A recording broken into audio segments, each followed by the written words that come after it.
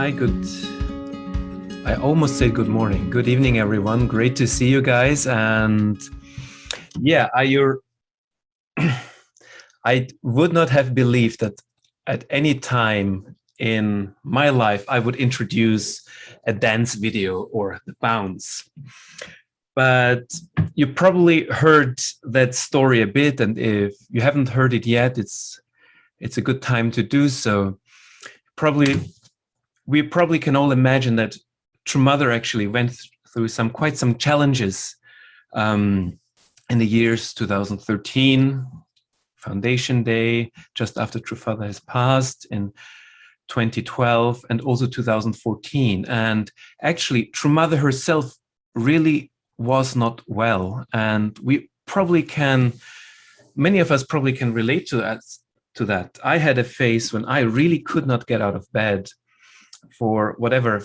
Actually, it was also around that time, interestingly enough. And many challenges, feeling the weight of the world on your shoulders. And it was very interesting, actually, what True Mother did in order to get out of that and, in some sense, regain her subjectivity, her strength to lead this whole wide movement and God's providence forward. As you know, these sessions now in this second week of the of our program is dedicated to spiritual growth and personal development. And keys to that is being a good object. And of course, some key features of what it takes to be a good object was already covered in our last session, but is as important in order to grow and develop our spirituality and grow our spirit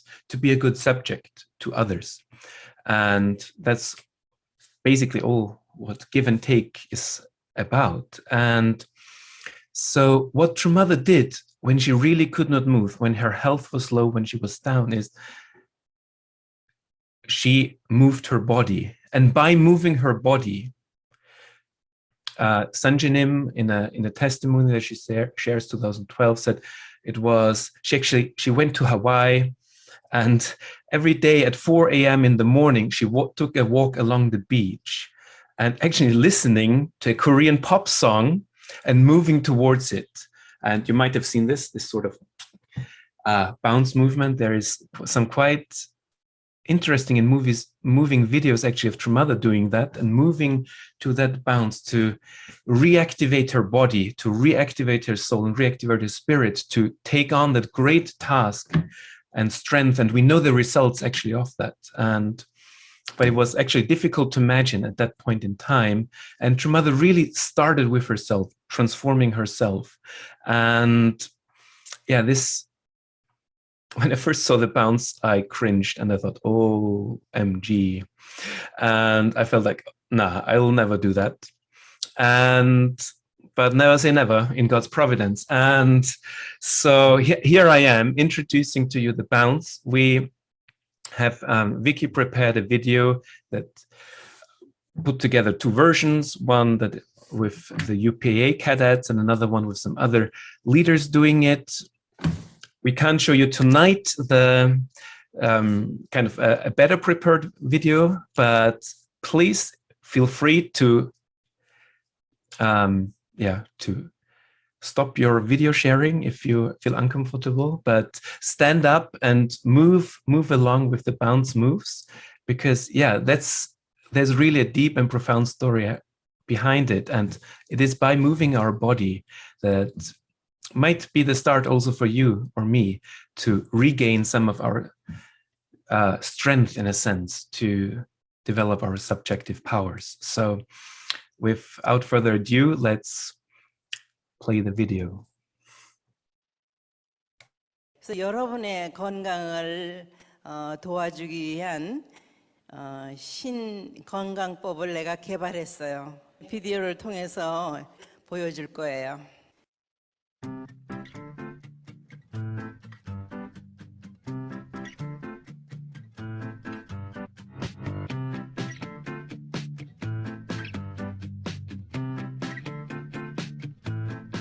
그대가 돌아서면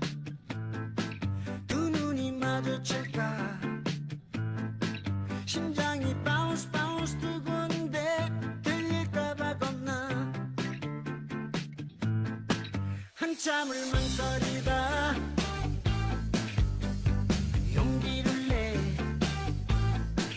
밤새워 준비 한순 해보 고백해도 될까 처음 본 순간부터 내 모습이 내 가슴 울렁이게 만들었어 Baby you're my trampoline You make me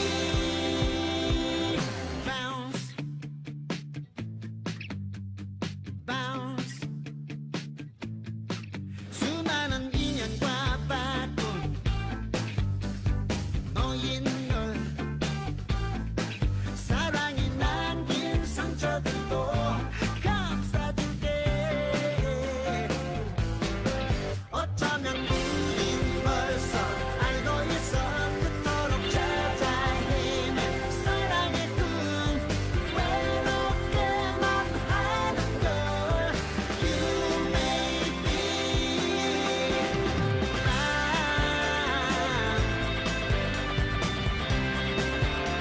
You make me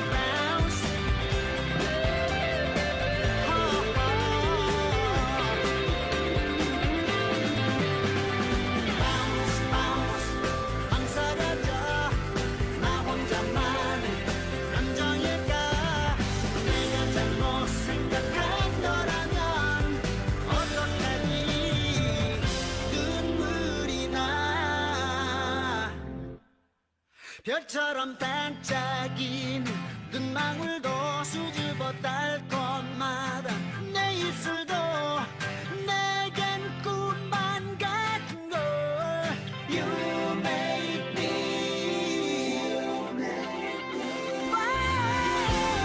벌써 알고 있어 찾아 헤맨 사랑의 꿈 외롭게만 하는 걸 감사합니다. 다시 한번 여러분 Thank you very 승리하신 much.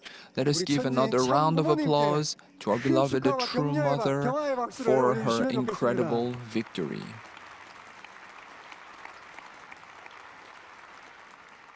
여러분 이제 참 부모님을 And now 보좌에 the 모시고 time has come to hear a special highlight of today. We will hear precious words from our beloved true mother. Let us welcome our beloved true mother once again with a warm round of applause. Everyone, kindly take your seats.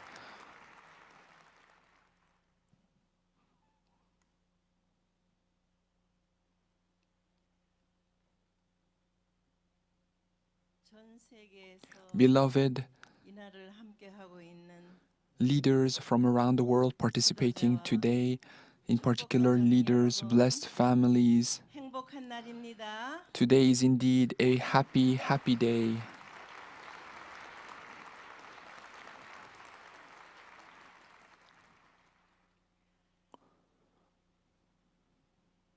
지상에서 While on earth, 부모와 함께 the fact that we can live together with true parents and attend God in substance and live together 부모님의 꿈이 실현된 is the realization of God's 지상 dream, 천국의 the 생활을 ideal 하는 of the kingdom of heaven on earth. The realization of this ideal 걸음을 is now coming to fruition, and the first 하늘은 step 얼마나 has been 기다리고 accomplished, 기다려 나오신 and 건가요? heaven has waited for so long for this day to come about.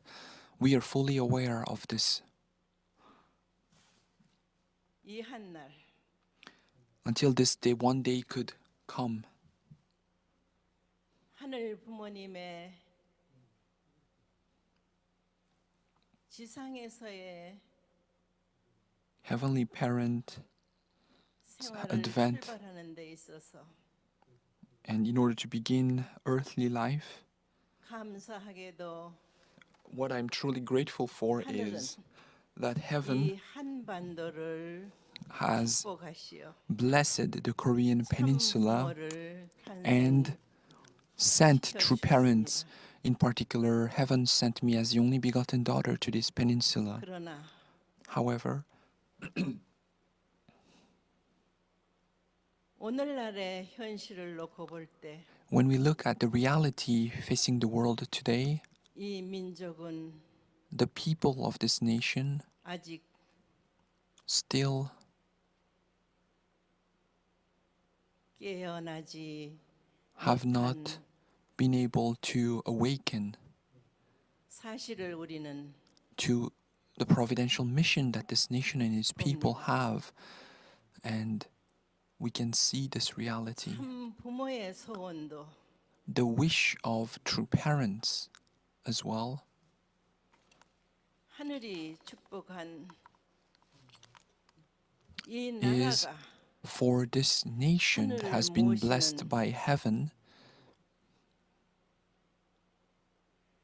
통일된 to become a nation that attends the heavenly parent in substance, and in particular that it can 세계 become 앞에 a heavenly unified nation that 당당하니 can proudly 하늘을 and 모시는 confidently 삶을 이렇게 살아야 stand 한다 before the 하고 world, 출발할 수 showing 있는 the world 이 this is the 나라와 standard 민족과 백성이 되기를 for a nation and a people to 소원하며 attend heavenly parent.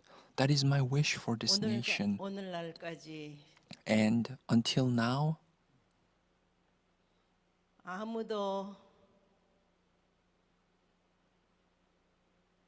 생각할 수 없었던 no one could 환경을 really think of the propitious environment that could 참 부모는 lead to the realization of this ideal. 하늘을 붙들고 And true parents holding on to heaven, 특별히 in particular, 기독교 환경권이 the Christian foundation 책임을 못하는 자리에서 could not fulfill its responsibility and become the foundation 참 for true 부모로서 할 수 parents. 있는 모든 And 정성과 as true parents, 수고를 having 통해서 offered all of the 정성 and all of the efforts that we 미국과 could, 일본이 we worked to really 하나가 될 수밖에 bring 없는 the unity between 자리에서 America and Japan, investing tremendous efforts. 내일을 And 희망으로 바라볼 수 있는 true parents laid the foundation to bring hope for a 환경권을 better future. 만들기까지 And until this foundation of hope could be established, 하늘의 수고는 이루 heaven 말할 수 has worked 없었습니다. tremendously hard. The efforts that heaven expended are 하늘도 indescribable. 땅도 Heaven and 감동할 earth 수밖에 없는 had no choice but be moved 참 by the 부모의 sincere 정성 and efforts of 수고의 true 노정은 parents. And the path 이제 of tremendous investment by true parents is now 아시아 bearing 태평양 fruits 문명권 시대를 through 출발하면서 the launch of the Asia-Pacific civilization of peace. 세계 And 여러 나라들이 various nations around the world 참 부모와 함께 are now uniting as one with true 진정한 parents and 평화 세계로 갈 수 있는 working together to truly bring about a world of peace. 길을 함께 That path is 찾아나가고 있는 것입니다.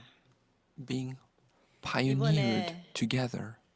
본부장이 And this time, 캄보디아에 방문은 Dr. Yoon visited Cambodia, 통해서 우리가 and through that official state 보고받고 visit, we all heard this 느끼는 report, and 가운데 we could really feel 이 한날을 that this one day 준비하신 was prepared 하늘이 있었다는 by 것을 heaven.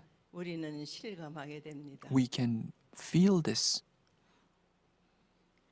어떻게 How is it possible 종교가 다른 that even though the religion may be different, the leaders of a nation 참 부모의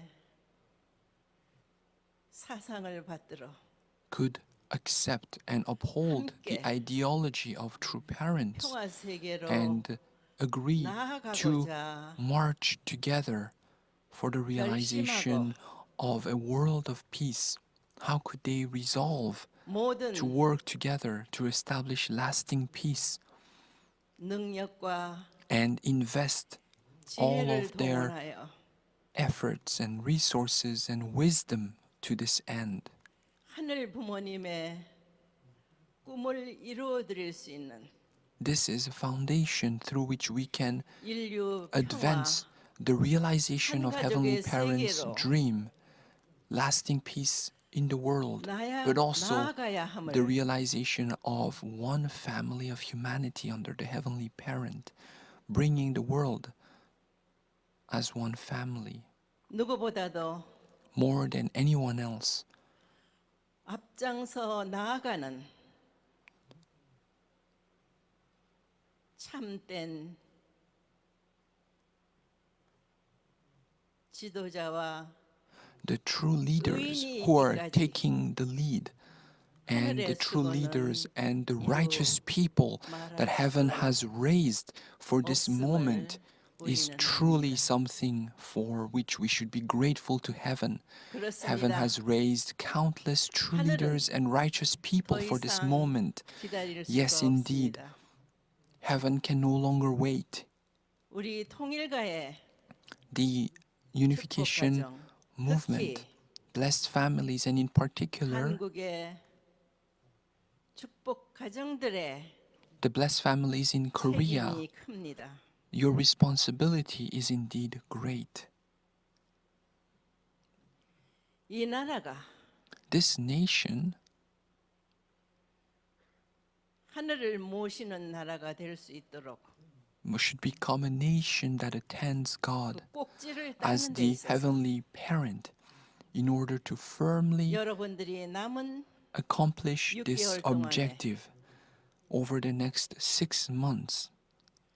하늘을 믿고 Please believe in 독생녀 heaven. 참 어머니와 Unite as one 하나 돼서 with the only begotten daughter, true 책임을 mother. 하는 자리에 And 나아가게 될 때 if you fulfill 하늘은 your responsibilities, then 우리와 heaven 함께 하시며 will surely 우리의 stand by 꿈이 your side, 하늘 부모님의 and our dream 꿈이 will 이루어지는 be the 그날이 됨을 realization of Heavenly Parents' dream. 명심하고 That day will indeed come true. Please remember this point 최선을 다해 and 주기를 do 부탁합니다. your very best. That is my humble request to all of you.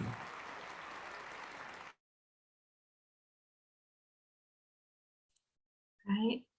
So I hope you enjoyed it. It's always wonderful to hear True Mother words, and to, especially when it's so fresh, right? This happened just a few days ago. We're gonna hear now our first talk. And so she is Nancy Jubb, and she's not able to be here with us live today. So she graciously recorded a video today, actually just in between breaks. She was able to manage to record a video for you all. And for the ones of you who don't know her, she is the communication director of the American movement. So she has a very big position in America, and she's going to share about her experience when it comes to this confidence side of it. And so I think we can just hear from her right away. And I would just want to remind you that, again, she won't be able to be here present. We might invite her again later on for future sessions. But I think this is a good way to start today's session. And then right after that, we're going to have a break. All right, then let's get to it. Hi, everyone. I'm very sorry that I couldn't do this presentation live, but I'm very grateful to have the opportunity to share my testimony with you all. So yeah, I'll just go right into it. For those of you who don't know me, my name is Nancy Jubb. I am 37 years old, I think. I'm the communications director for Family Federation for World Peace and Unification in America. That means my responsibilities include public relations, a little bit of marketing, and generally just kind of working with journalists and some crisis communications management, as well as social media. So yeah, I was asked today to share about confidence and creativity. Yeah, I probably have one of the most difficult jobs that you can possibly have. Faith is a very, very personal thing for a lot of people. And it's not always easy to feel comfortable enough to share about that, especially in the public, right? And especially given the history of the reputation that our church has had up until now. So what gave me the confidence to go into this line of work, or to even have this level of confidence in my faith as I do this work? Because for me, they're very much intertwined. I don't think that I would be doing this job if I didn't really, if the values of our faith weren't truly resonant with me. So a little bit about myself. I grew up in the Washington, D.C. area, and I wish I could go more into detail about my personal story, but that's an entire testimony in and of itself. But to cut a long story short, my family joined a small fundamentalist group in the Washington, D.C. area community, and we were kind of, I guess you could say, like kicked out of the church in a sense. And they were very fundamentalist, very extreme in their beliefs about true father, about true parents, about divine principle. And yeah, it was actually a really horrific time period for me. There was actually a lot of physical and verbal abuse that happened to the children that were there. And I removed myself from that situation twice. But leaving that community and coming back to our church really put into context for me this understanding of what is a cult, right? We are accused so much of being a cult organization. And what I saw was not that. I didn't see people mindlessly following. I saw members who were deeply convicted of their values towards family, towards really making a difference in the world. Did that mean that they were perfect? Absolutely not. All of us, I think, are figuring out how to do that as we live our lives, right? With the information and the tools that we have available to us. But I did genuinely believe in how sincere our movement is in whatever way that they try to make effort to really actually bring peace in the world. So yeah, and I hated the way that we were portrayed in the media. I thought that it was just too kind of easy to paint a picture of us looking at like we're sinister and evil or something to hide. And I think many of you might also feel that that's just not the case. We're average people like other people living our lives, you know, influenced by our worldview. So coming out of that traumatic experience actually really had me reflect deeply on, do I believe in divine principle? Do I believe in everything that we talk about? And through that experience, I joined, right after that, I joined STF for 2 years. And that time period gave me that time to really reflect deeply for myself. And I think that what came out of that is something that, one of the things that I really believe in is having a growth mindset. I'm not sure if many of you guys are familiar with the book, The Growth Mindset by Angela Duckworth. I highly recommend it. But it's this attitude that there is always an opportunity to learn, that we don't just learn something and stop and then that's enough. There's always an opportunity to learn, always a chance for us to grow. And I think applying that mindset to that traumatic experience that I had actually really helped me to be able to heal in many ways. It helped me to really understand that even though such a horrible thing happened to me, I can actually put what I learned from that to positive use. It inspired me to be active in our church community and to really make a difference in portraying the truth of who we are as a community, as a wider movement of what True Parents were trying to accomplish. It also really helped me to understand that my spirituality is not based in just following True Parents. There is some aspect of that, but that's not the core for me. The core for me is that this spirituality helps me to feel connected to God in my own life. It helps me to really try to discover God's divinity within myself, to really love myself from his perspective as God's daughter, to respect myself, to be able to set boundaries in work and in life. All of these things are through the faith that I have discovered. And that is something that I really want to convey in the work that I do as the communications director. So yeah, this is definitely one of the hardest jobs out there to do, to reach out to journalists and to say, hey, we're here, guys. If you want to connect with us, work with us. The history of our movement has been that we haven't always been open with journalists and the public and the media. I think a lot of our members are kind of fearful of them because of the way that we've been portrayed, and we feel maybe betrayed because of the way that they paint the picture of us. But, for me, my understanding of divine principle is that it's not about shutting the door on them or closing them out. Actually, the divine principle for me is about relationships, right? So if divine principle is about relationships, I think public relations is a natural kind of connect point.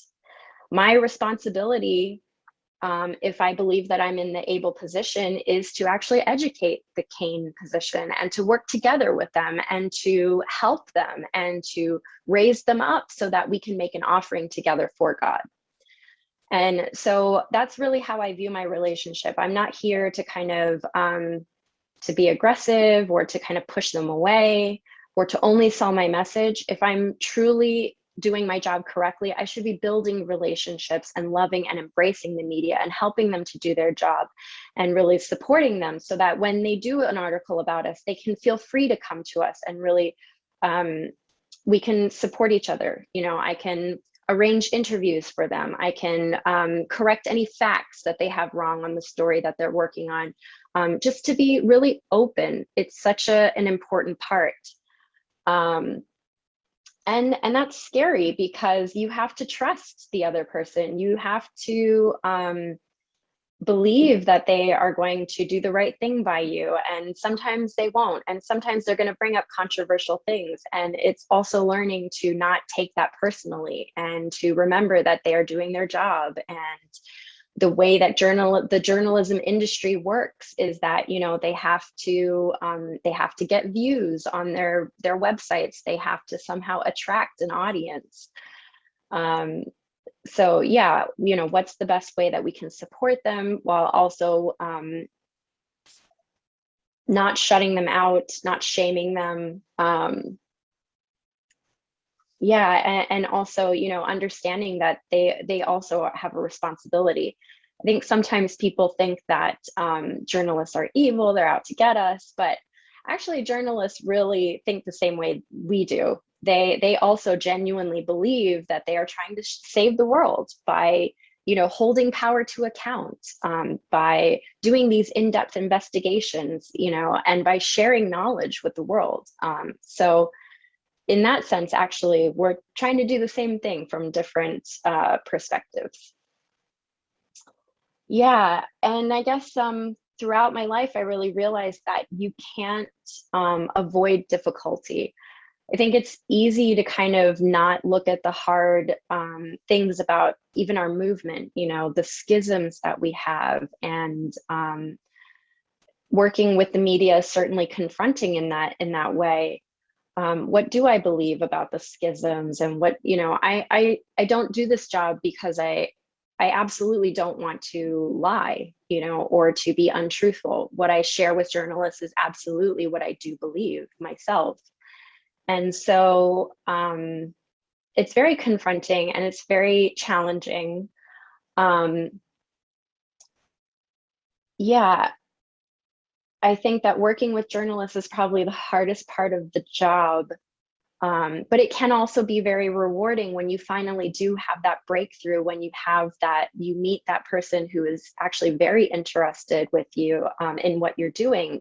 For example, we had a journalist at the New York Times who wrote an article in the style section, which was very interesting, right? Because you don't have to be as kind of attention grabbing in the style section. And she wrote about, you know, how the matching has transitioned from, you know, something that true parents did to the responsibility of our parents.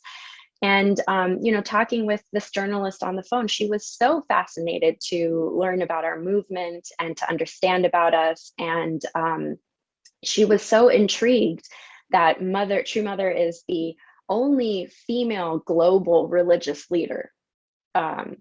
She was so impressed by that and really curious to learn more, you know, and understand that dynamic, and how was her leadership different from father's, and, you know, just to get a sense of our movement and stuff, even though the article was about the matching and the blessing process. So that was like so exciting. And then to see the article that she wrote was very, very, you know, it was very neutral. There were no, you know, controversial points that she raised and things. And so that was a rewarding experience.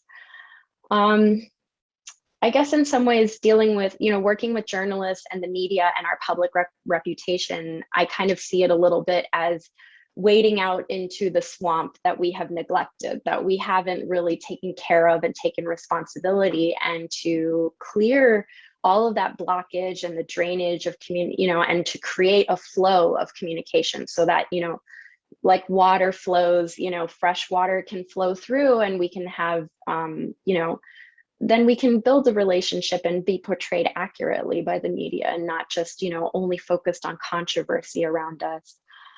And that's kind of the harder part of my job. But the more exciting part of my job, the parts that I get to express my creativity the most are, for example, we just launched a brand new familyfed.org website.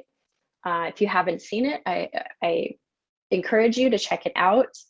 I apologize that we can't give access to the membership area to international members just yet. We're working on that, but it's going to take us a little while.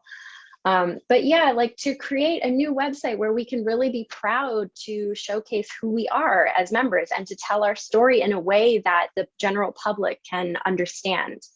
I think before, our website was really just kind of a community news site more than anything else, with lots and lots of inside jargon, you know, Ocean Providence and Peace Road and UPF. And, you know, it's so confusing for the average person to be able to come see that.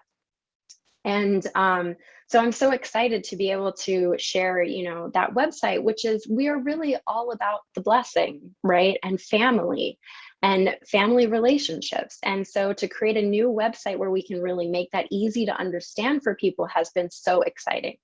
A lot of hard work, but really great. Another exciting project that we're working on currently, my team and I are working on a new podcast called Why I Joined, where we interview first and second generation members about why did they join this movement? What was that aha moment for them that was like, yes, this clicks, this resonates, there's something really true here. What is that true for that person? Because a lot of people wonder, like, why would you join a group like that, right? That's kind of the first question that pops into people's minds. So let's give them the opportunity to hear it straight from the people themselves, right? Because it's not really, even our understanding as members of True Parents, you know, is a process to understand and develop as we develop our faith. But what people can relate to is personal experience. And that's what I want to really showcase. What was that personal experience? What was it that you, that really sparked for you, that resonates for you? That is what people are going to understand and to identify with. And I want to share those stories. So I guess in a sense, I really feel like this job is, my responsibility can kind of be boiled down to, I'm a storyteller. And I've always loved to tell stories. I've always been a very talkative person, even as a kid. And this job gives me that opportunity to do that, to share the stories that I am most proud about.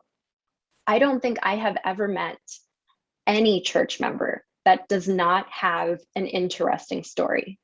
I mean, every person, first generation, second generation, third generation, it doesn't matter. Every person that I meet has an interesting story. And those are the stories that I really want to showcase to the world. And I'm really grateful that my job gives me that opportunity to do that. So yeah, sometimes when I'm dealing with the really difficult side of the job, I have to remind myself about the opportunities that I have to be able to express my creativity and to work on the things that I do enjoy. Because, excuse me, I don't believe that you can have a job that only brings you joy. I think that that's really difficult to find. If you ever have a chance to look up, there's a TED Talk by the author Emily Esfahani Smith. And she talks about how happiness comes and goes. Nobody can maintain a constant level of happiness. It's impossible. You will have ups and you will have downs in your life. But what can help you get through those ups and downs is having a sense of meaning and purpose. And I think that that really resonates for me in this role. I have a deep sense of meaning and I have a deep sense of purpose. And that helps me to push through the really difficult, challenging parts of my job and the really joyful and exciting parts of my job also. Yeah, I guess I just want to share like one example. So I'm sure some of you saw that, you know, on that international headquarters in Korea put on one of the rallies of hope recently, and they featured President Donald Trump, former President Donald Trump.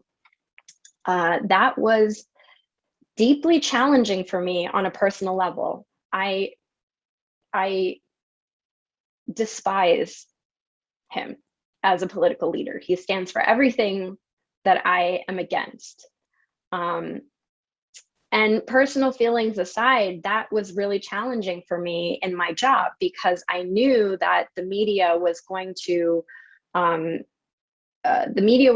attack us for him working with us. However, I didn't know about it until basically the event happened. And so I wasn't able to prepare, you know, in advance to be able to meet with all of the media's response and reaction. And that was really difficult to deal with. It was very challenging personally. You know, it really made me question, why are we working with this man? You know, he represents so much disunity, and you know, he provokes very strong reactions from people in America. You know, people either love him or they hate him. You know, why are we working with this person? You know, and so frustrated. What am I doing? If this is what the movement is about, then do I want to, you know, be supporting this and all of these things? And you know, I really had to struggle and to grapple through something so challenging like that. It was very hard for me. But again, you know, I had to take that growth mindset and to say, okay, well, it's already happened. There's, you know, I can't change the past. So what uses they're dwelling on the what ifs and the should have and the would have and the could haves. What is the opportunity here? What, how can we move forward from this? And applying that growth mindset to my responsibilities. And so, yeah, it was really hard to, contact the journalists and the writers and to, work together with the UPF team in a coordinated response and, to deal with don't use we are not a cult. We are, religion scholars have acknowledged us as a bona fide new religious movement. Don't use the word Moonie, that's a derogatory term, contacting them to make these corrections. And so I was like, okay, well, at least we have this opportunity to kind of educate them on these points that they probably didn't know about or even think about, so that in the future, they know we're here. If they have questions, they can connect with us, right? And another great thing that came out of that opportunity was really, my boss had the opportunity to really understand, oh yeah, okay, actually we do need to spend more time and invest more time in building relationships with journalists. And so, in the coming year, I'm going to be going to religion journalist conferences, to religion academic conferences, and really networking and building relationships with people outside of our movement so that, people know that we are open, we're working with others, and to really have that opportunity to build exactly what I wanted to do in this job, which is build relationships with people and to really show the world who we genuinely are. So yeah, I guess in a nutshell, for me, confidence and creativity in career really comes from having that sense of purpose and meaning, and also from having that growth mindset. Life is going to throw you a lot of challenges, a lot of difficulties. How are you going to work through that? You can't always avoid it. Sometimes you have to go through it. So what are the opportunities? What can you gain? What can support you in moving forward? Yeah. So yes. Okay. Thank you so much for having me. All right. Bye. All right. I guess even if she's not here, she deserves an applause from everyone. We'll make sure to thank her later for her little talk. I think it was really insightful and as well very relatable. I think we all went through this kind of questioning phase. What is it that we believe in? Is this really something I want to be part of? And then we came to our own understanding, to our own answers, and to our own kind of, as she mentioned, purpose of why are we still here, right? And if you didn't come out of the end of that tunnel, don't worry, there is still time, and this is, I feel, something that kind of happens regularly. I feel our movement is constantly on development, is constantly evolving, and so there's new things happening every time, and those things sometimes bring us to question, right? But that's, as she mentioned, right, that's that can be an opportunity, that can be something that can benefit us, and with this growth mindset, as well as perhaps this idea of like breaking concepts about how people perceive our movement. I think if you've experienced a little bit of witnessing, or perhaps if you try to tell your friends about what we believe in, you might have found out that actually it's not that weird, or it's not that unreasonable, right? And my experience with witnessing really told me that there's a lot that people really appreciate about what we believe in and they can learn from. And so this is perhaps also an encouragement for you all to just kind of, go back to the basics about what is it that you really appreciate about a movement, and kind of like feel free to share it in a way that people understand it, right? Because that's her role pretty much when it comes to this communication department, to make sure, like she mentioned about the website, right, to make sure people understand what we're trying to convey.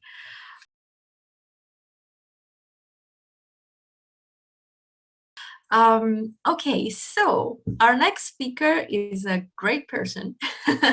His name is Rafael, and he's been blessed for 16 years. And in these years, he had 3 children with his wife. He's a pastor of the South Paris community. And he's also involved in the youth department in France, as well as being a life coach and a former table tennis player and coach. So there's a lot that I'm sure he will be able to tell us about confidence and creativity. So let's welcome him up with a big applause. Hello, everyone. So happy to be here with you. I really want to acknowledge you for taking this time to be on this journey, on this academy and this program right now. This is really a great way to invest into your confidence and creativity. Yes, I was asked to share about confidence and creativity. And what's interesting is that I always thought I was not a creative person for many, many years. Because I was always thinking about arts. It's like, I'm not an artist. Until I realized that I was very creative in creating projects, creating a vision. And that's a very different way to be actually creative. And I believe we all can be very creative in creating beautiful lives. And that's what I will actually talk about, and actually also how to be confident about this. So the main concept, you might not hear me a lot saying the word creativity and confidence tonight. And I hope that's okay for you. But the concept I'll talk about is bending reality.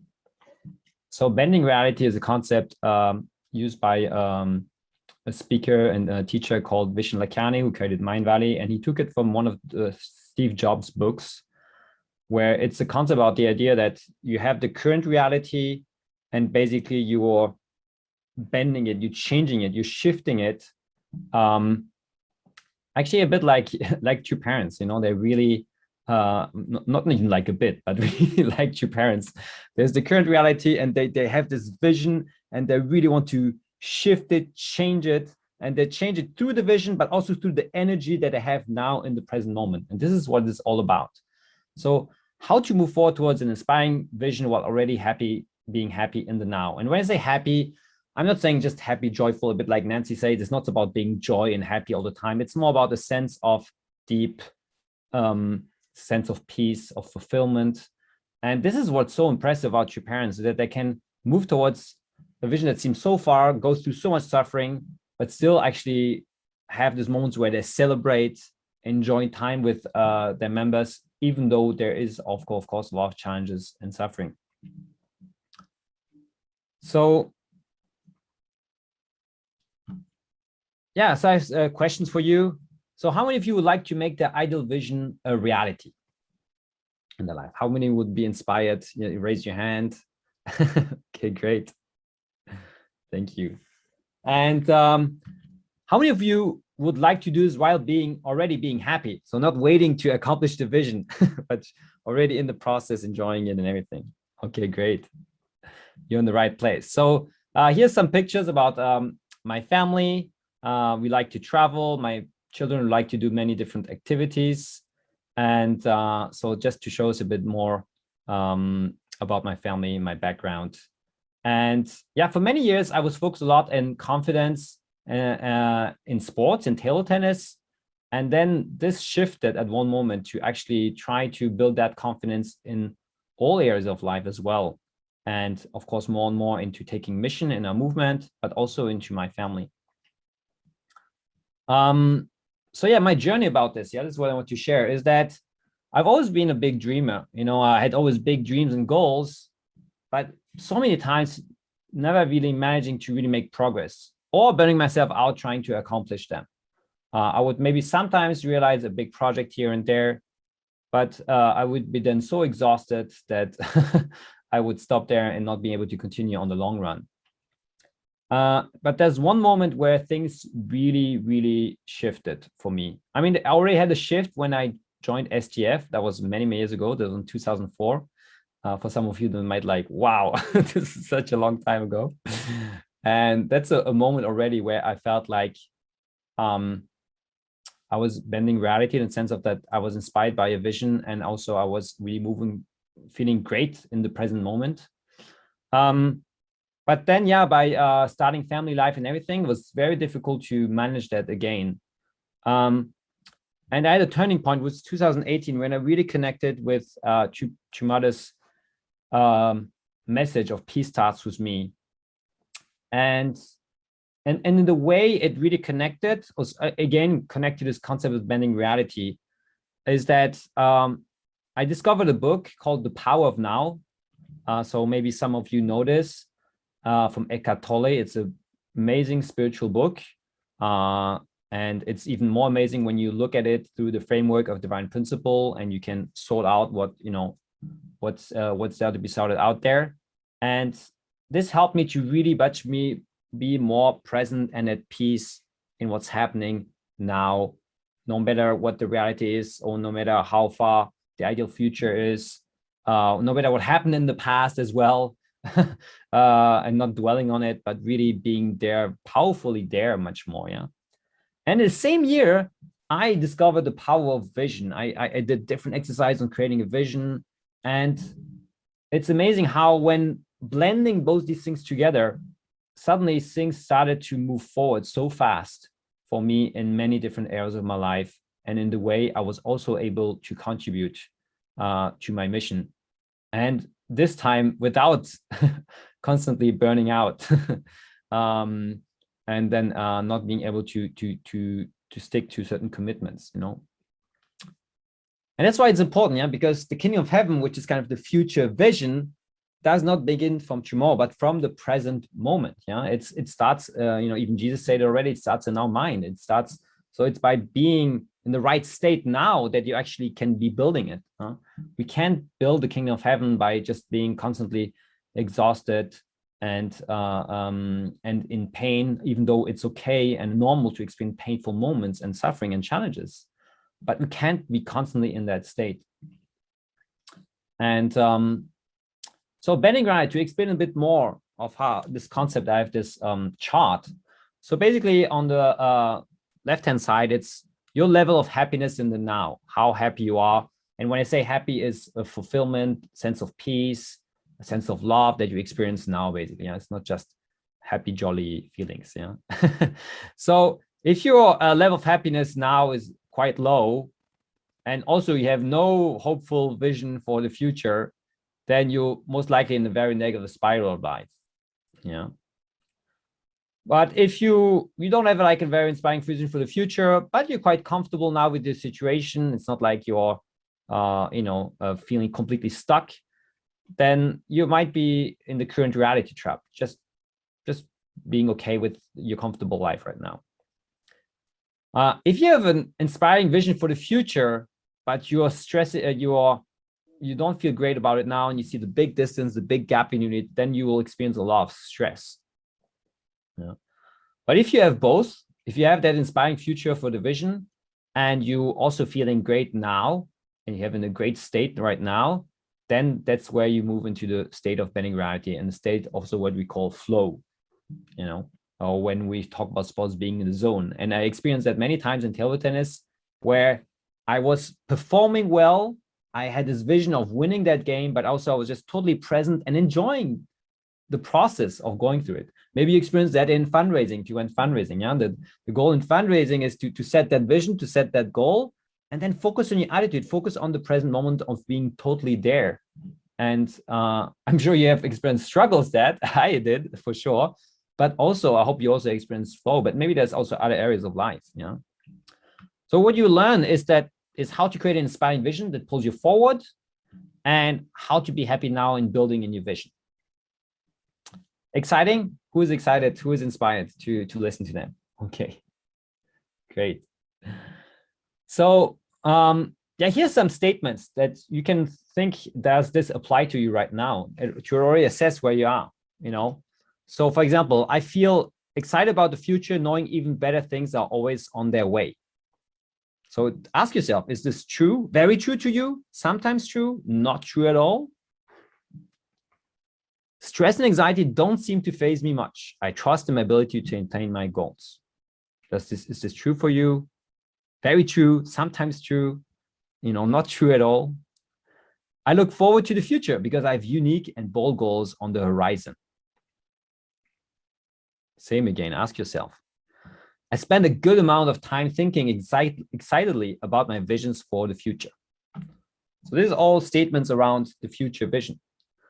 And then about the present. I love, for example, if we think about job or your mission, which Nancy was talking about as well, is I love my current job and mission to the point where it does not feel like work. My work mission is meaningful to me. Yeah, that's also what Nancy was talking about, the importance of being meaningful. There are often moments at my work mission that make me so happy that time just flies by. And again, take the word happy as a general positive feeling statements. It could be sometimes we feel deeply happy to work hard. When things go wrong, I don't worry at all. I just know something good is on the horizon. So the power of vision. Yeah, why is vision so important? Yeah, like an artist, God had a vision before creating this world, and that's the same we can apply as co-creators of this world, having a vision before trying to create things. And then a clear future vision helps you to make great decisions now. So it's connected. The vision of the future and the now is already very connected to the decisions you can make. And also inspiring future vision pulls you forward. It's not like you pushing to achieve the next goal, the next step, the next task, but it's feel like you feel pulled. So sometimes we wonder, is it possible? I don't want to set a high vision because it's impossible, or I tried it so many times. I set the New Year goals and then I never, the New Year resolutions, and I never managed to achieve them. But there's a reason why. It's because we tend to overestimate what we can do in 1 year. And we make all these goals and everything we want to do in 1 year. But we underestimate what we can do in 3, 5, or 10 years. And it's not easy actually to, project ourselves that far. But yeah, having this big vision and then the most of all is not to get results rapidly, but to align rapidly with your vision. The faster you align with the vision you've created, what it's for your life, what it's for your mission, your community, whatever you're working on, the faster you will move forward in the right direction. It's not about how fast you go, but it's how much you go fast in the right direction. Yeah, that's the most important. So that's why I first decide a point of purpose consistent with God's will. That's your kind of your vision. And then connect your conscious with that objective. Accurately plot your direction and put all your effort along the straight line.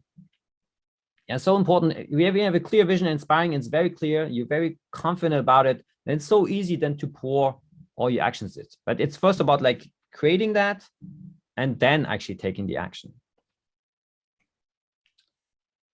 But you might ask yourself, but how can I find that vision and everything? And that's where it's very important. Yeah, your visions will become clear only when you look into your own heart, your original mind, who looks outside dreams. So when you look at outside people who are successful, outside of us, it could be even other people in our movement, it doesn't matter, but other people around us, and we look at, oh, this is what maybe I should do this, I should do like this person.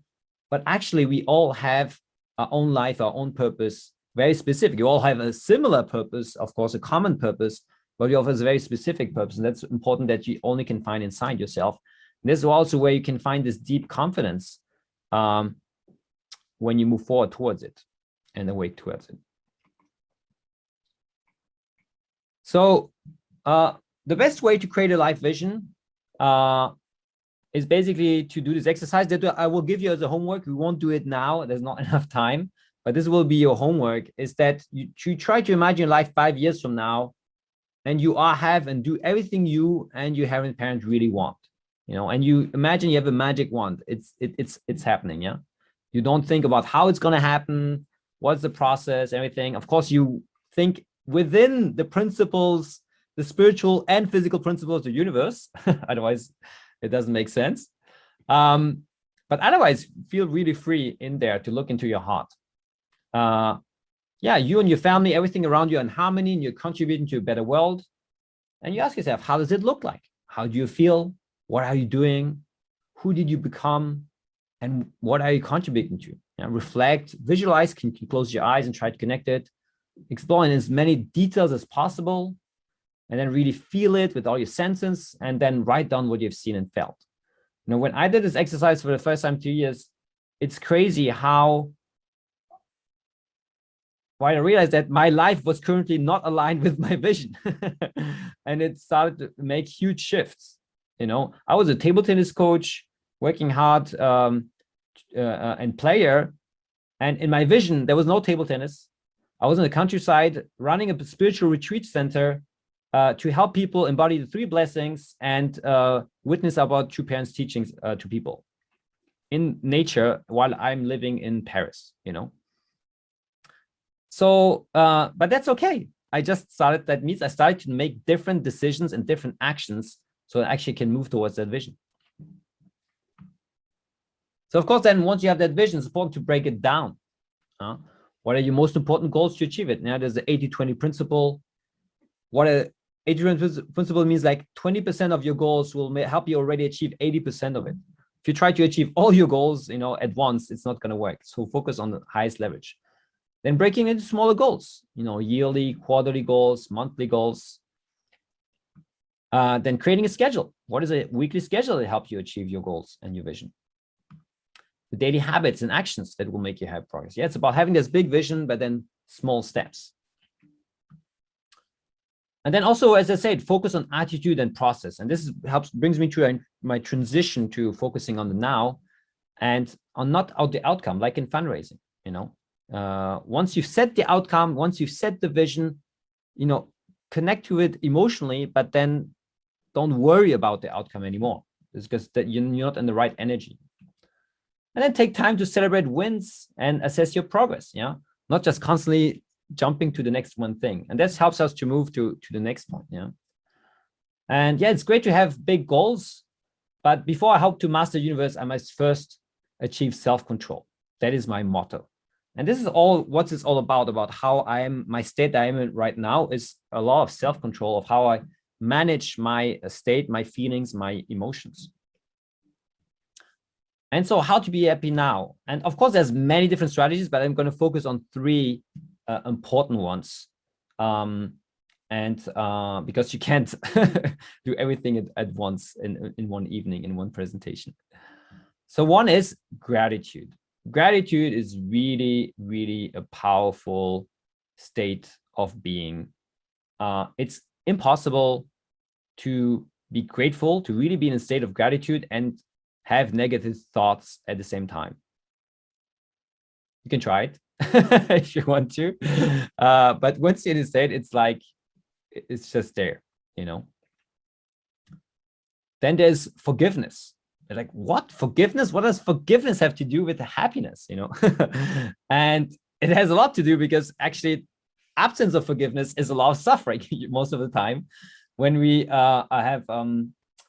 when we feel negative about somebody or about something, we sometimes hope, of course, that this is going to fix it, but usually it's just creating more damage. And then there's compassion and service, and living for the sake of others if you want to, but living for others not just in the pushing, forcing, but really out of love, feeling that love for others while doing it. Otherwise, there can be a lot of experience of living for the others not really feeling happy at all. So gratitude. So I'm going to share a bit how you can cultivate these states, very practical points. So first one is what I call is the reverse gap. We often focus on the forward gap. When you focus on your vision, you focus on the forward gap. What's the difference between my current reality and the future? And it's good. I need to sometimes be honest with ourselves. Okay, this is how much I need to work. But if we only in that energy, we don't feel energy. But if we sometimes take a step back and look back, oh, how far have I grown in the past year, in the past 5 years? Whenever I suddenly start to feel stressed out about the future, I always stop and say, wait, where were you 1 year ago? Where were you 5 years ago? Oh my gosh. You've gone and learned so much in that time. And that's and I've received so much in that time. And this really helps to cultivate gratitude. Focus on the reverse gap and not just on the forward gap. Yeah, focusing on progress. Yeah, it's really connected to that. Always focusing on progress, not always just on achievement and what its future achievements and things like this, but seeing the progress. Having a gratitude ritual, really making it, there's a thing called hedonic adaptation. Hedonic adaptation, that means that once we experience a certain level of positive emotions, then we get used to it and we might not appreciate it anymore, unless we have conscious rituals of being actually grateful for what we have and we experience now. So these rituals could be prayer, expressing gratitude in your prayers. It could be journaling. I like a lot writing it down, making it very concrete, substantially having it out there, or meditation of like really visualizing things we're grateful for, really feeling that, re-experiencing them, and things like this. Then they can also sending letters and emails of gratitude. I sometimes just like to, after an event, after a project we do in our community, I always take some time. I mean, say always, maybe that's exaggerated. I always try to take some time, and I often manage to appreciate the people who participated, to help. And what's great is that it brings them a lot of happiness, but it brings so much happiness to myself to do that. I feel so happy to express gratitude to people. And celebrate life, celebrate what happens, celebrate achievements with people. Even two parents have always this victory celebrations, and have a group of people that enjoy celebrating your wins in your life. That's really important. Then there's forgiveness. One important point is overcoming and even appreciate criticism. Often when we get criticized, that's where we can, can have a difficult by somebody. But as science have studied that there are two groups of people. That there are people, when they receive criticism, they immediately go into the part of their brain where they feel fear, and they get into fight or flight mode, and they get very reactive, and actually puts them down.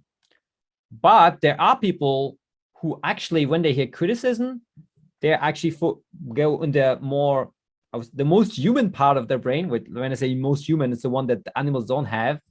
I don't know the word in English, but I think it's neocortex, or the prefrontal something. And that's basically where it's the place of highest consciousness. Yeah. And there are some people who train themselves to react to criticism in this way. It's like, oh, how can I make the best out of this feedback that I'm getting? And basically this is something we can learn and train. One powerful exercise, and it will be part of the homework I will give, is list people and things that need to be forgiven, including yourself. There's so many people and things maybe that we experienced life that have been difficult, and they have maybe mistakes we have done that we have a hard time, that we feel guilty about, shameful about. And this is not only, is both holding, blocking us from being happy now, but also holding us back and moving towards the future. And then use a process to forgive and learn from your experiences. Use a process could be, again, prayer, could be repentance, could be journaling, it could be meditation. And then always ask you, once you've kind of released, then also ask yourself, what did I learn from that? How did I grow from that? How can I actually not just forgive, but actually be grateful for this experience I had? And that's what Nancy actually was explaining about her experience, her different experiences with communication, and the group that her family went in and things like this. Always asking yourself, how can I, having this growth mindset, what did I learn from that? Having conversations with people. Sometimes it's very important to have a conversation with people, otherwise it's very important, difficult to overcome. Then, of course, forgiveness, there's evil spirits that are blocking us sometimes. It doesn't matter how much conscious we do on a level, through Chonbo or Changyang. You know, I did all the 4 great works this year, and it was an amazing experience. Last Saturday, I really had this moment at the Changyang where I felt like I connect to my original mind, where I felt like I was cleansed from all this, garbage thoughts and emotions that are, polluting us, and just felt clean for a moment. Of course, there was a moment, and it's not easy to keep that up. We would live to have Chongpyong everywhere in the world to do that, maybe. But anyway, it's something we can use. Then you can also release emotions through energy work. There's a lot of practitioners in a movement who do emotion code, body code, and origin energy code. And maybe some people are not so familiar with that. I discovered it 1.5 years ago, and it's really helped me a lot to release things that I thought I'd forgiven. I thought I had forgiven them, and they actually came up in those sessions, and I could really release them, Then there's compassion and service. And so one way is, of course, to pray for others. As pastors, we have a prayer list for our community. Every evening, we pray specifically for one family, and really take time for that. And sometimes I meditate before having a call with somebody. I imagine the conversation, how it's going, and how the love is flowing in the conversation and things like this.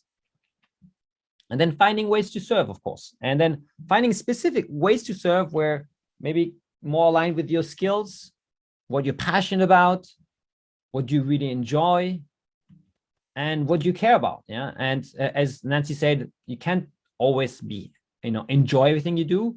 But if you care about what you do, it doesn't matter if sometimes there's challenges and it becomes hard or things like this. So really finding these ways to serve. Basically, when I say what you care about, is really be the change you wish to see in the world. When we see something, and that's what I'm trying to really also bring around in a community, in a movement. It's so easy to look at a movement sometimes and say, oh, this is wrong, and this is wrong, and this is missing, and this, and this, and this. But, who is the person who's going to change it, And if you care about it, how about you, And this is always what I try to apply or encourage people to do when they see something that they feel is missing. And it's really incredible how when you align yourself with your divine purpose, when you feel like what's your purpose, your abilities, what you enjoy, then things seems much easier. When I feel really aligned with giving this presentation tonight, and it didn't feel, it was effort and work to prepare it, but it didn't feel like, oh my God, why am I doing this? Or this, it felt so, flowing for me. It seems very harmonious to what I want to do in my life, how I want to contribute. And, everything goes with flow. It feels like nothing can stop us. And we have deep, unstoppable confidence, not just some confidence in the moment that comes with a win and then suddenly it fades.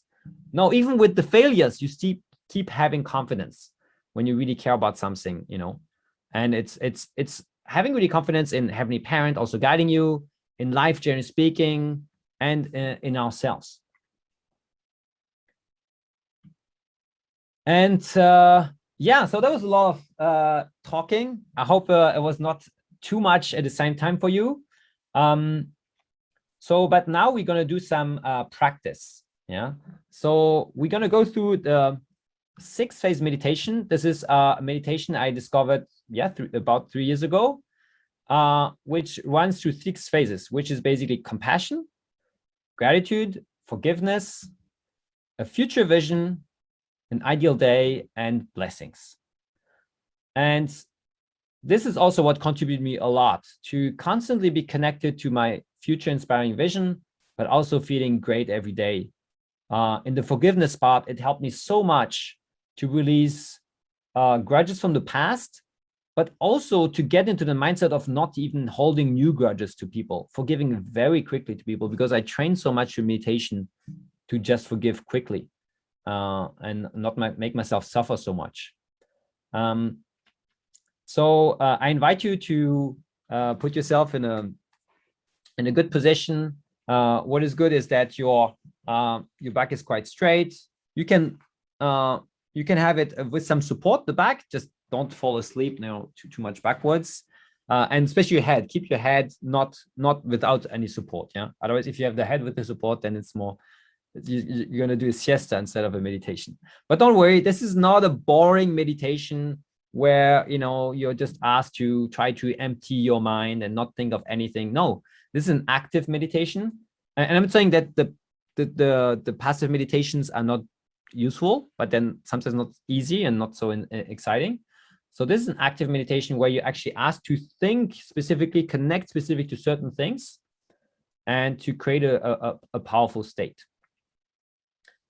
I hope everyone is ready. And yeah, if you don't feel comfortable that people are looking at you, even though everybody should close their eyes anyway, but if you don't feel comfortable, you want to turn off your camera during that meditation, you can do that. Yeah, please enjoy. I'm gonna start it, and yeah, maybe Vicky, you can quickly tell me if the sound is good. Let's begin. Find a comfortable position and close your eyes.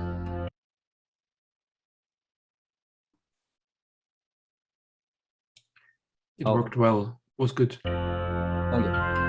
As you continue to practice, you will find yourself being able to relax easier and faster each time.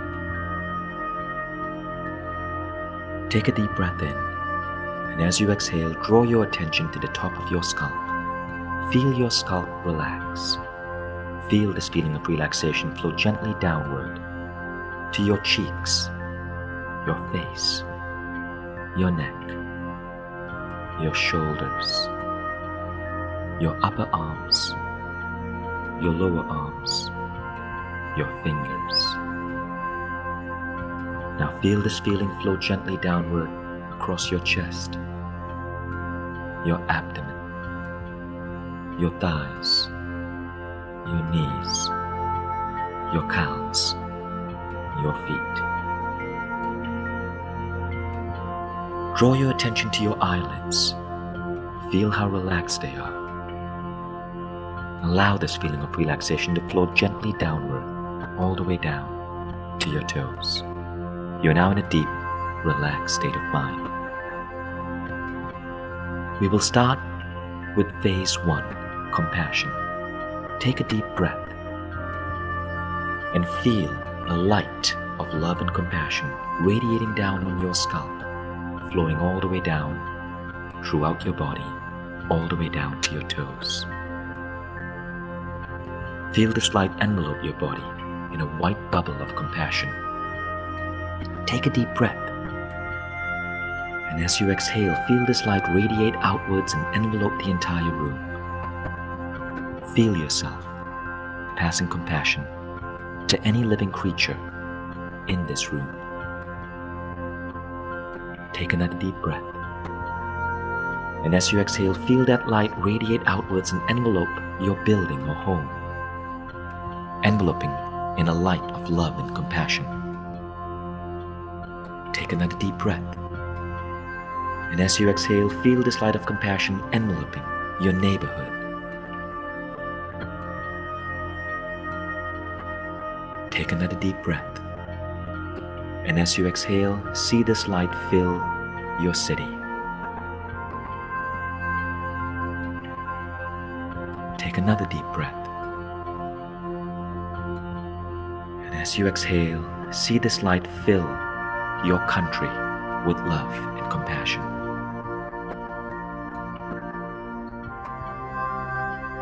Take another deep breath,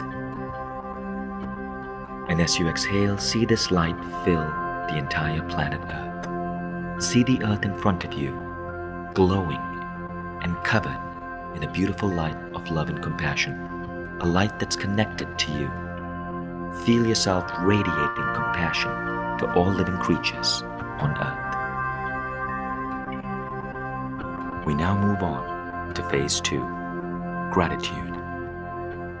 I want you to think, bring back to mind, 3 to 5 moments that you're grateful for in your personal life.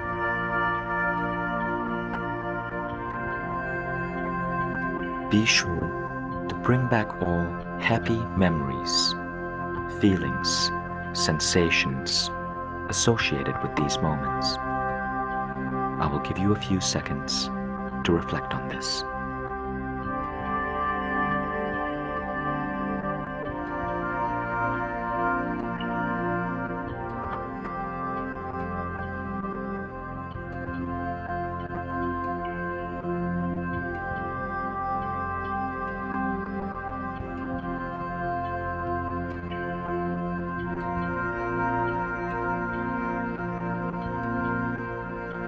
Now think about 3 to 5 moments in your work life that you are grateful for.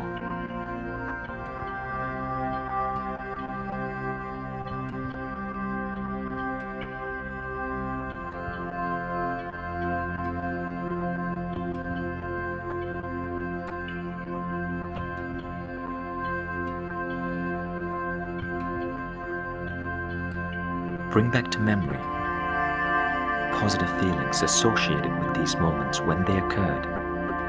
Emotions help make the entire experience richer.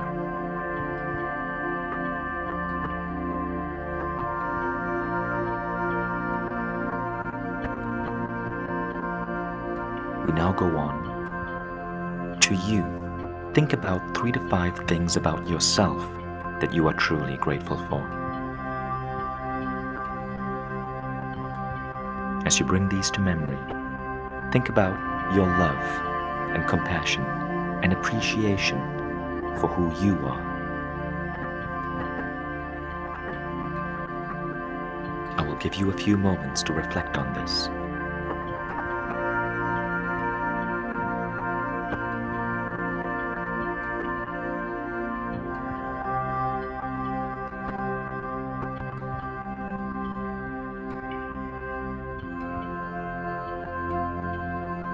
And we now move to phase 3, forgiveness. Bring to mind someone whom you feel you need to forgive. See that person in front of you. It can be a person or a situation.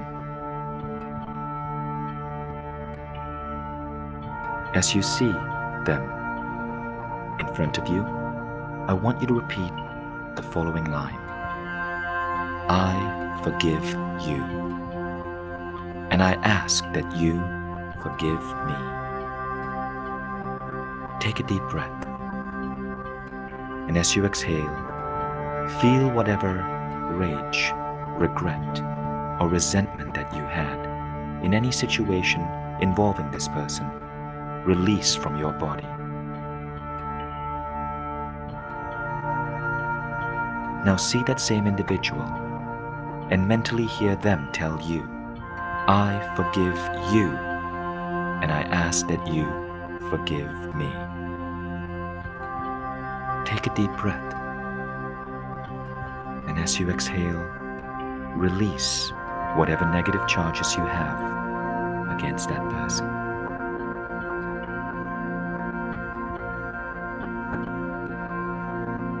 We now come to phase 4, your vision for your future. Think about any area in your life that you have an incredible vision for 3 years down the road. You could pick 1 or 2 or 3 areas. I will give you 90 seconds to daydream and imagine and visualize yourself in this area 3 years from now.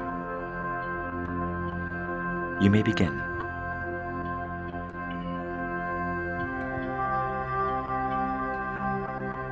Be sure to stretch yourself. Dream big. Feel the excitement you would feel when this vision comes true.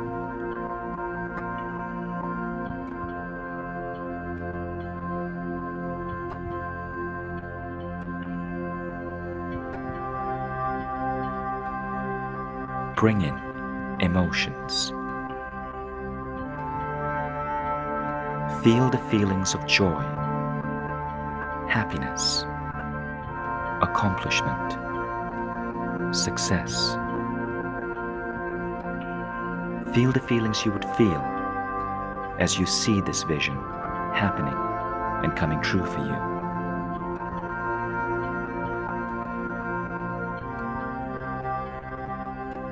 Be sure to bring in all your 5 senses.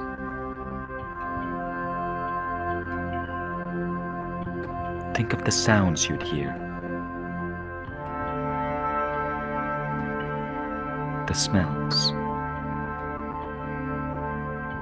the colors, the touch.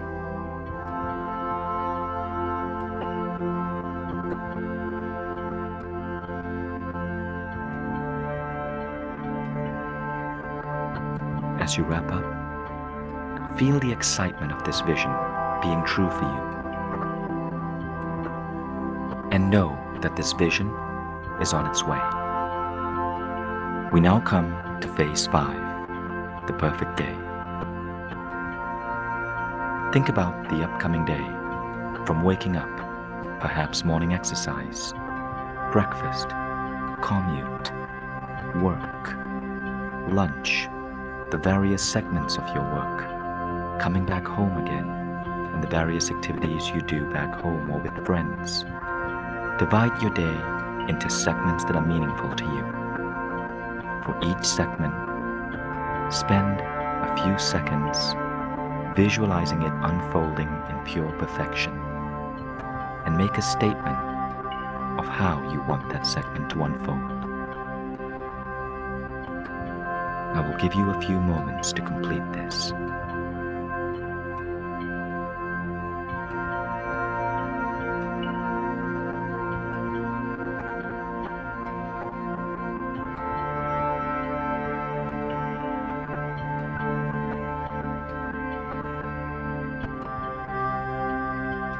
Be sure to feel the positive emotions associated with each segment as it unfolds perfectly.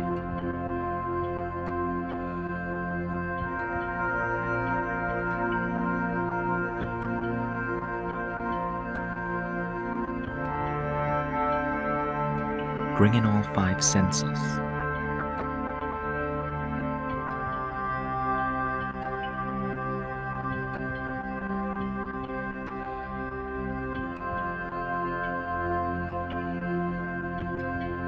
Continue your segment beyond your workday, into your time spent after work.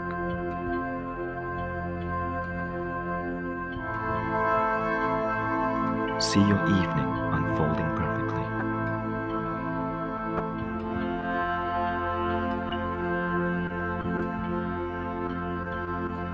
Now nighttime.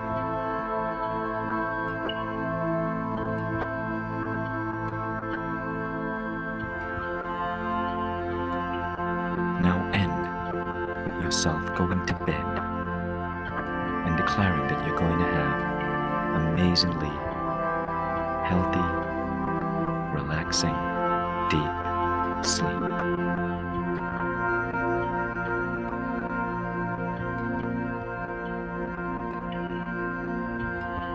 We now come to phase 6, the blessing. You've now visualized your ideal life 3 years ahead, and you've now declared how you'd like your perfect day to unfold. Now call upon a higher power to deliver you a blessing, to fill you with support and power, so that you can go forth and have an amazing day. Picture a golden light shining down upon your head. Feel this light flow gently downwards across your face. Now your neck, your shoulders, your arms all the way down to your fingers.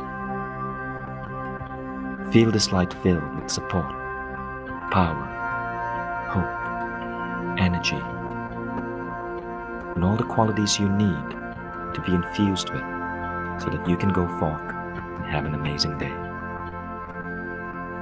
Imagine the light flowing down gently now across your chest, to your abdomen, your hips, your thighs, your knees, your calves, your feet.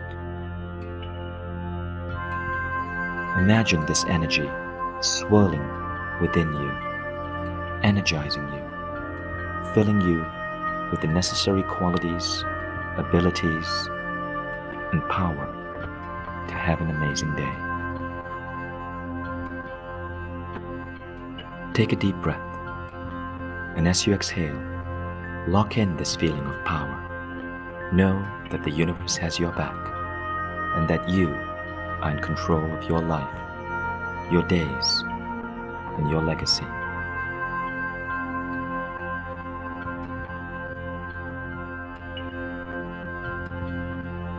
We have now completed the 6-phase meditation.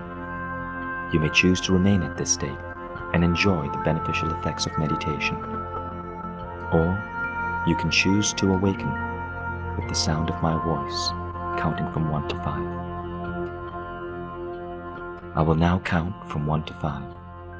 At the count of 5, you'll be wide awake, feeling wonderful, in perfect health, feeling better than before. 1, 2, 3. At the count of 5, you will open your eyes, feeling wonderful, in perfect health, feeling better than before. 4, 5. Eyes open, feeling wonderful, in perfect health, feeling better than before. You have now completed the 6-phase meditation.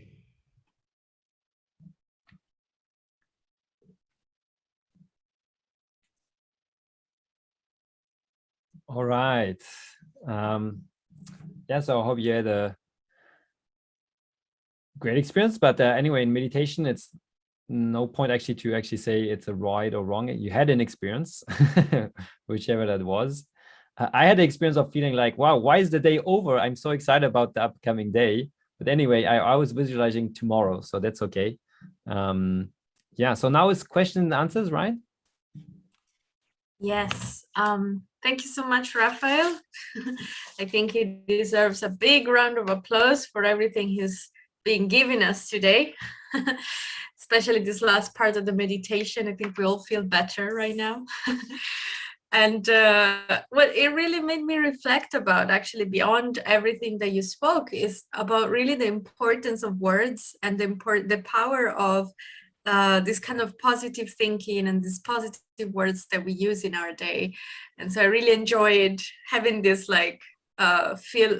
being filled up of this positive words and positive energy, let's say. So thank you so much for that.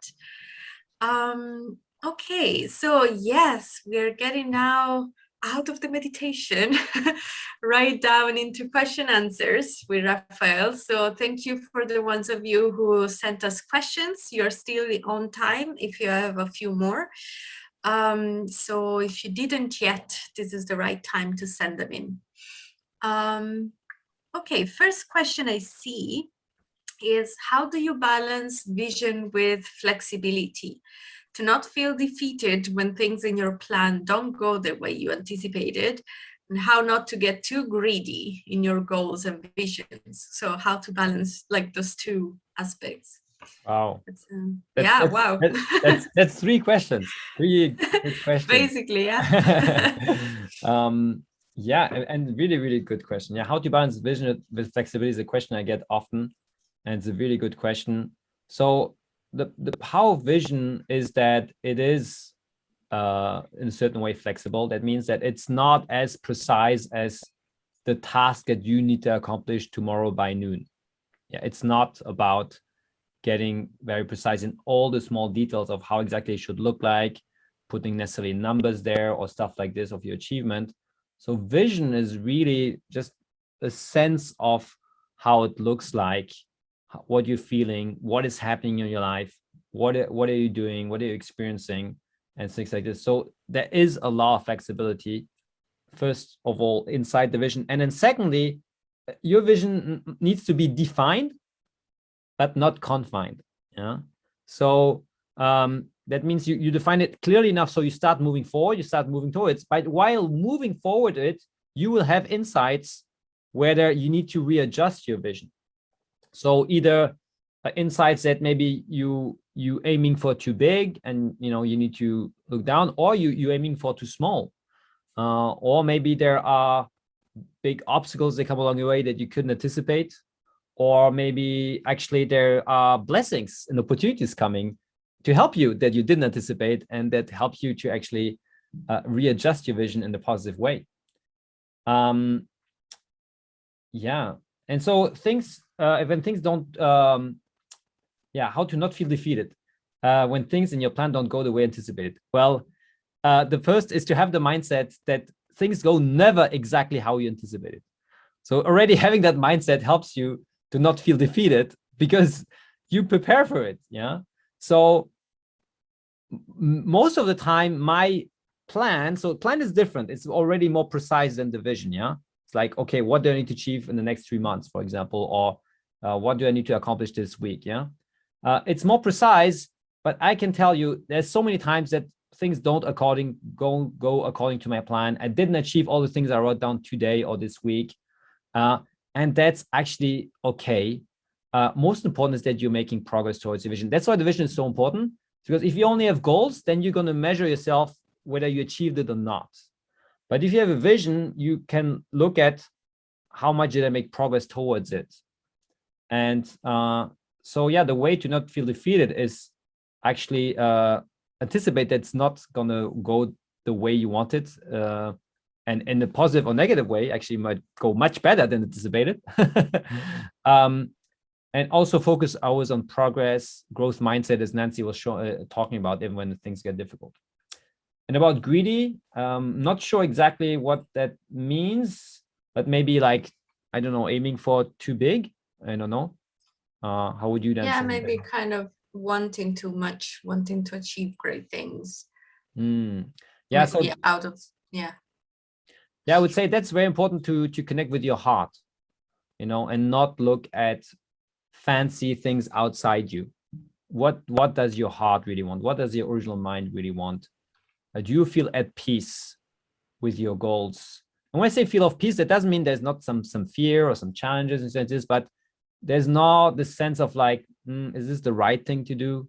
No. Yeah, that it's really making sure you feel right about the goals. And that it's not an easy thing to do. Just yesterday, I had to make a decision about some exciting opportunity that somebody was offering me to make a great income with a coaching program, etc., etc. And at first I was feeling no, then I said, actually, yes, a great opportunity. But then I felt deep in my heart, no, I don't want to do this. It's not my priority now. It's not what's most important right now.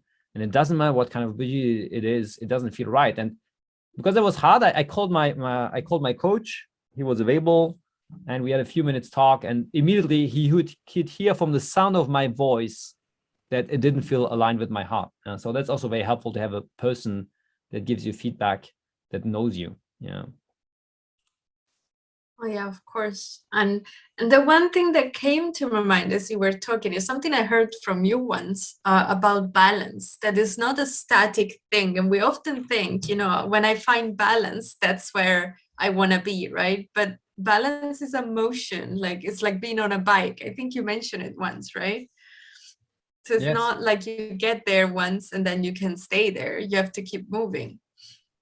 Yeah. If you aim for something that's 100% balanced and never shaky and never having problems, that's a fantasy, and you can never achieve a fantasy. Yeah, you can achieve big dreams, but not a fantasy. Yeah. Yes, absolutely. So let's keep moving. I think that's the key, isn't it? Like to keep on moving forward, like you mentioned, towards the vision. Okay, question number 2. How can I forgive myself for abandoning someone I was helping in my job without getting burned out? How can I? The question is also in the chat. How can I forgive? Yeah, okay. I guess, yeah, like it's about prioritizing what I need versus what others need from me, I guess, yeah. Yeah, so forgiving yourself is a very deep and personal process. So I wouldn't say there's a technique. It's about really taking the time to feel what you feel, acknowledge what you feel, whether it's first of all the guilty feeling, the shame, or things like this that you feel, but not thinking about the feeling. Yeah, it's very different to feel the feeling and to think about it. Because when the feelings, emotions are going through us, they're indicators, they are messages telling us about something. When you think about a feeling, you are nurturing the feeling to continue on an ongoing basis, which is not very helpful, especially when it's a negative feeling, you know. So feeling it completely. And then actually one thing is to ask yourself, how, even though you made maybe what you consider a mistake, maybe this was beneficial to that other person in a very indirect way, maybe that made that person grow. And of course, it didn't feel nice to that person. It didn't feel, you know, whatever, but maybe actually, you know, it helped that person grow. That's what how I figure as a parent. Many times I feel like I made a mistake with my children, but when I look at, you know, mistakes that sometimes I consider mistakes my parents did, but what I learned from it, how I grew from it, and how I can see how children are very resilient. That's how I can able to forgive myself, because I know that people can also grow through it and actually become stronger.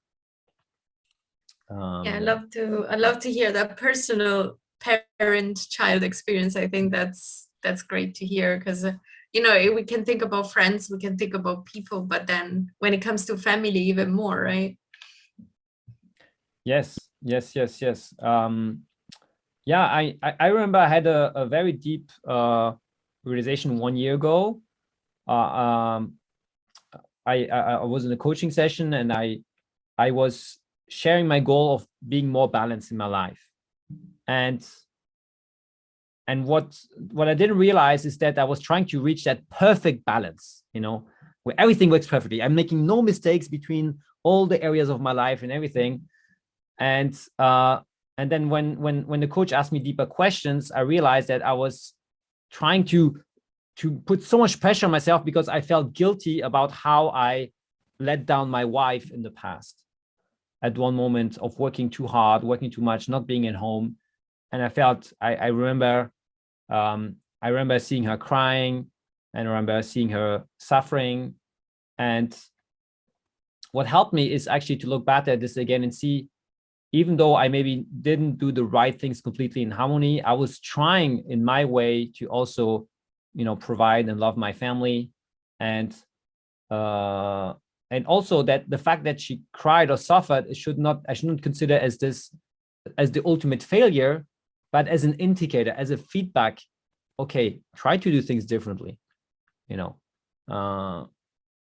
try to do things different. That's all that means. You know, if somebody cries when you hurt them, it doesn't mean you did something wrong and you're going to go forever to hell. It only means, okay, this doesn't work. Try something else. Try to adjust, try to improve, you know. Yeah. Absolutely. I think we have time for one more, maybe. Vicky, one more or two more? Let's see.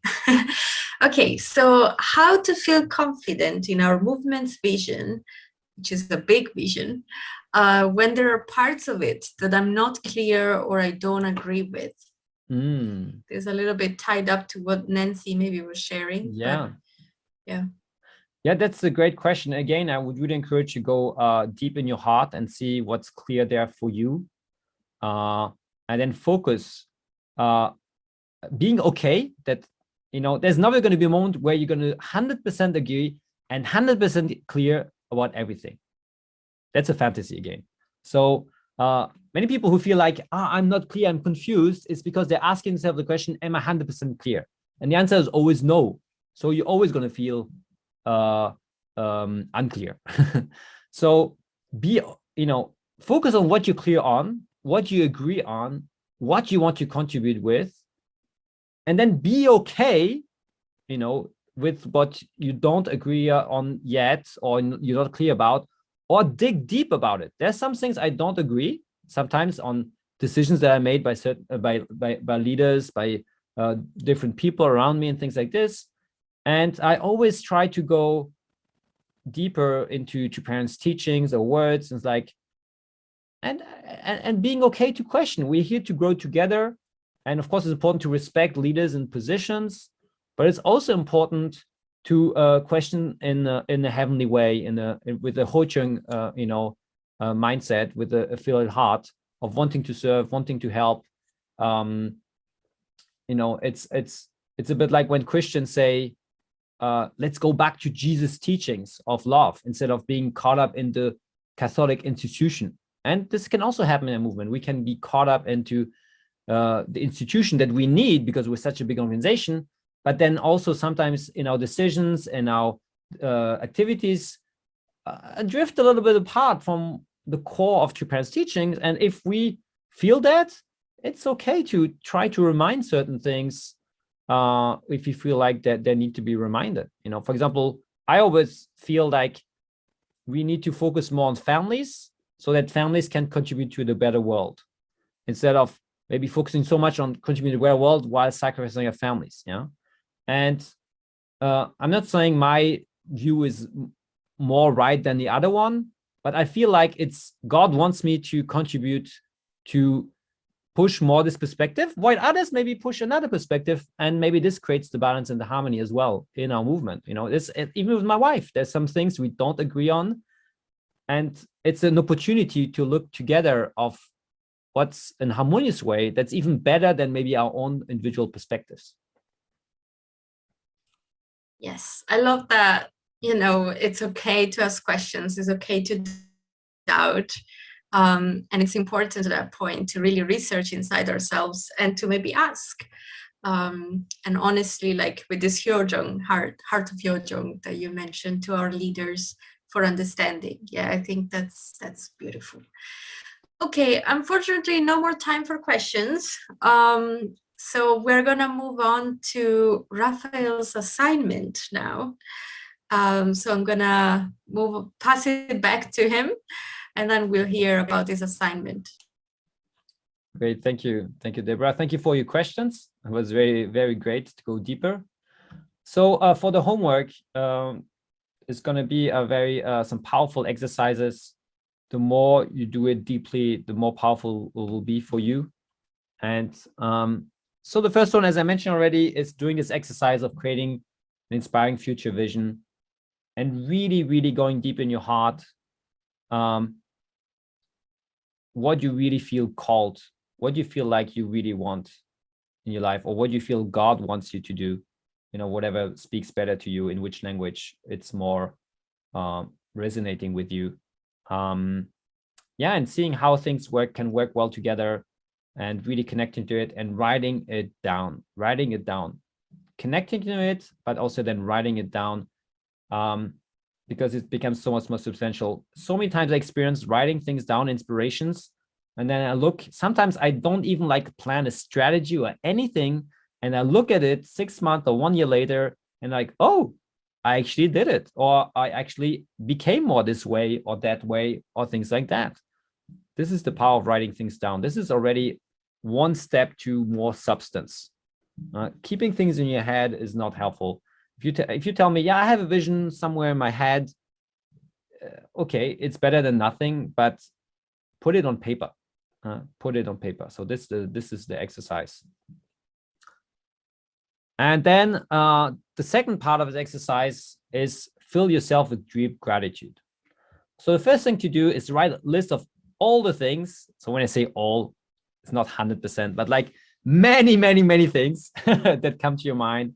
The most important things that you're grateful that you have received in your life. So it can be things you received from heavenly parents, your parents, your parents. I think is a very important aspect to focus on your parents, your teachers, your family, your community, your friends, and also from yourself.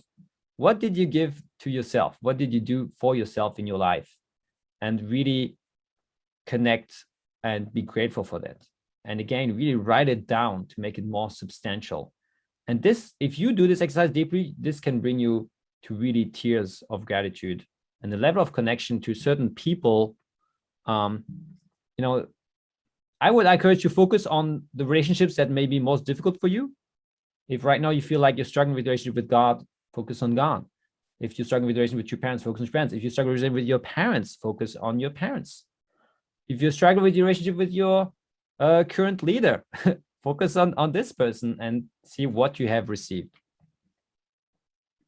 So that doesn't mean that everything always goes nice. So then also the second step of this deep gratitude is write a list of all the challenges you've experienced in life, the people that you feel have wronged you, and situations where have been hurt. So don't worry, you don't need to write this down. You will get a document.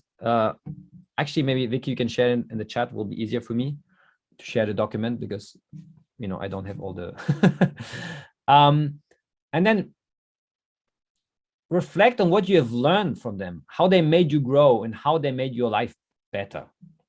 This is even a higher level than actually forgiving things, and again, this can be connected to different things. Maybe you feel like there's a situation that you feel like God put you through, or your parents made you through, or your leaders, or your parents, or your teachers, whatever other people put you through, or just situations, and you feel challenged by life, whatever you call it.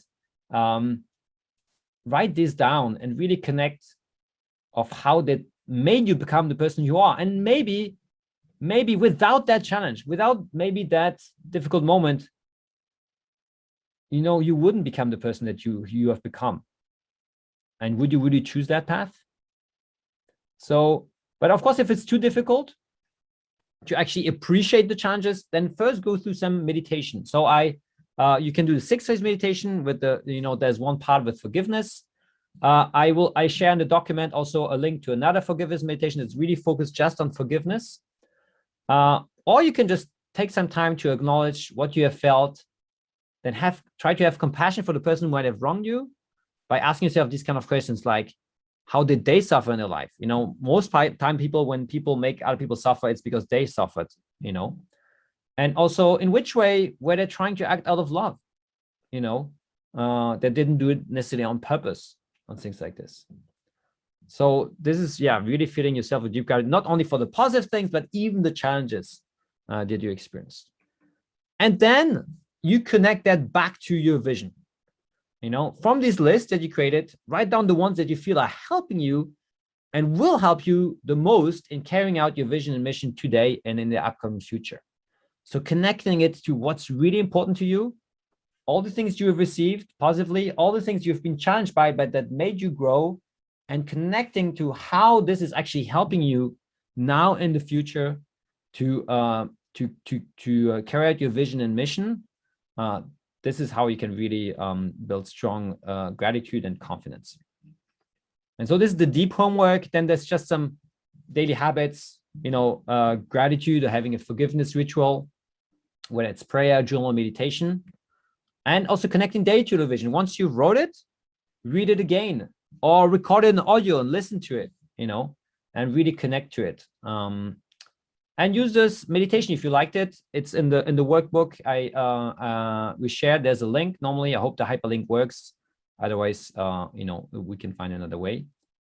And here's just some books that you can read about this topic. More on the vision. There's Vivid Vision by Cameron Herold. Start with Why and Find Your Why by Simon Sinek. These are 2 books that we used to create the vision in France for our movement, actually. And they're really powerful. And then more focused on the happiness now. There's the Happiness Advantage, where he explains that we think that success makes us happy, but it's the other way around. It's happiness that makes us successful.